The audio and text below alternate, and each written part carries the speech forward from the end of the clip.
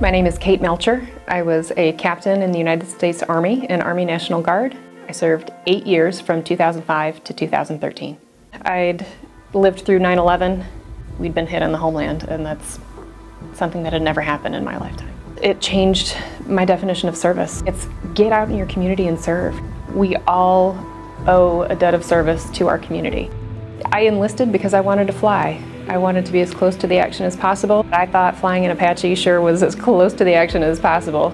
At the time, women weren't allowed in combat roles, but I still knew I wanted to affect change. A 15 Alpha in the United States Army was the way to go. I wanted to be an Apache pilot. In the Apache course, I was the only female. I was class leader, maybe because I was more organized than the others. I eventually got my wings. The Apache is the most advanced multi-role aircraft in the Army. The power of that aircraft is indescribable. You actually feel it in your body. There is nothing like it in the world. I wanted to learn leadership. I wanted to make sure more men came home.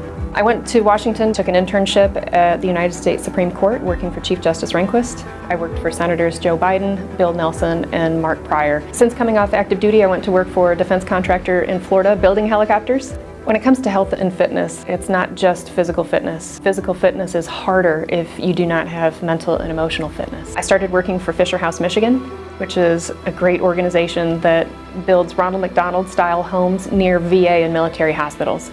Together we've raised $1.5 million toward the construction costs of our first house in Michigan. I've also transitioned to work in a more hands-on type position in the veteran space with Buddy to Buddy under MSPAN at the University of Michigan. This is an organization that pairs honorably discharged veterans that are trained to provide peer support to their veteran peers out in the community and to link them to the resources that they might need. I have an absolute tug on my heart to continue service. I don't wear the uniform anymore, but that doesn't matter. I want to continue to serve my brothers and sisters as long as I can. My name is Kate Melcher, and I am both proud and humbled to be nominated Veteran of the Year.